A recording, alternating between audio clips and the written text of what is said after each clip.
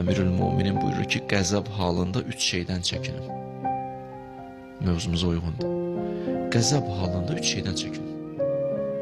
Nə qəşəng hədisdir. Bu hədis tətbiq olsa cəmiyyətə, bu hədis ailə münasibətlərində, müəllim-tələbə rabitəsində çox təsirlidir.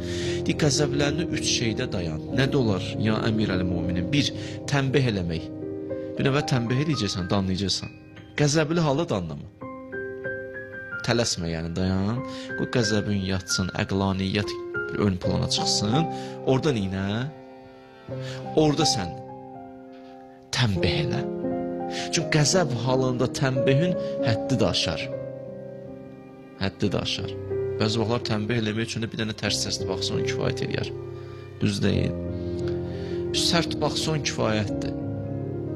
Görürsən, qəzəb halında sərt baxmaqdan əlavə bir nəfs də işin gördü, bir artıq kəlmə də dedim.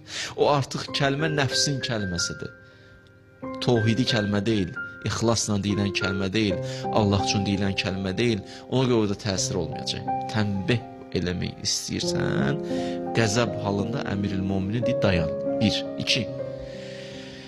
Buyurur, elə ki qəzəbləndin, əmr biməruf və nəhyəz münkər eləmə.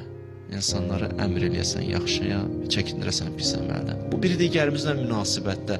Yer var ki, da orada elə ilahi qəzəbdir. İlahi qəzəb vaxtı da ilahi əmr biməruf da eləməlisən bu öz yerində. Bir-birimizlə münasibətlərdə. Düzdür? İman əhli bir digərin davranışda. O anda bir anlıq dayanırsan. Əmirül-Möminin dayan. O anda sən əmr biməruf eləmirsən. O anda sənin özü əmr biməruf eləyənə ehtiyac var. Birinci, öz nəfsümə əmr biməruf elə, bir sakit dayan, gör, dayana bilirsən. Dayana bilirsən, başqa məsələ. 3-cü buyurur ki, qəzəb vaxtı qərar verməyin.